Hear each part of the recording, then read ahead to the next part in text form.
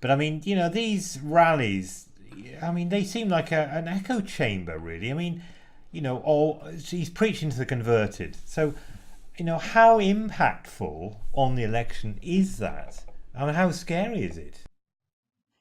It's really scary. As far as impactful goes, it is impactful. I mean, I for me, I'll be honest. For me, the nativism and the white supremacy aspect of Trump's campaign and his rallies scares me more than the sexism does.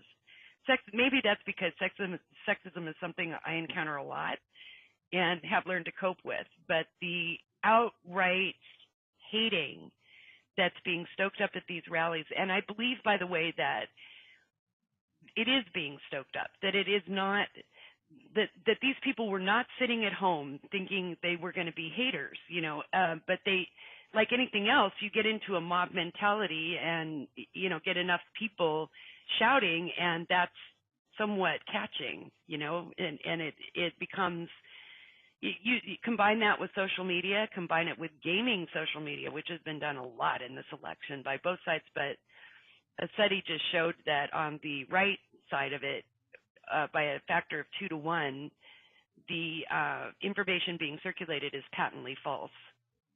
So, you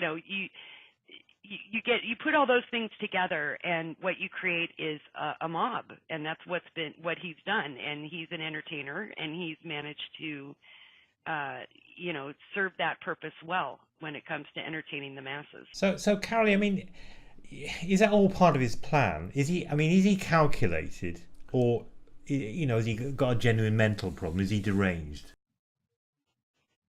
I don't know. I don't know the answer to that. I think that I think he has people behind him who have a plan. Like, for example, Steve Bannon and David Bossie and, his sort of top advisors. They all have a plan. I think in their ideal world, he would be easier to manage than he is, but he's not. So, I think they're doing the best they can with what they've got to work with. But I would say that the people behind him are probably more influential than he is on him.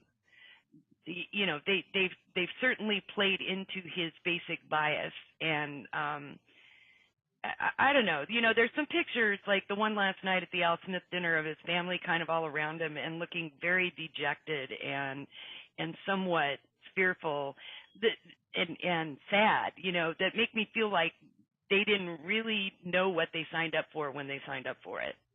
And then there's other times where I think this man is just a fascist. So I honestly don't know. It could be either one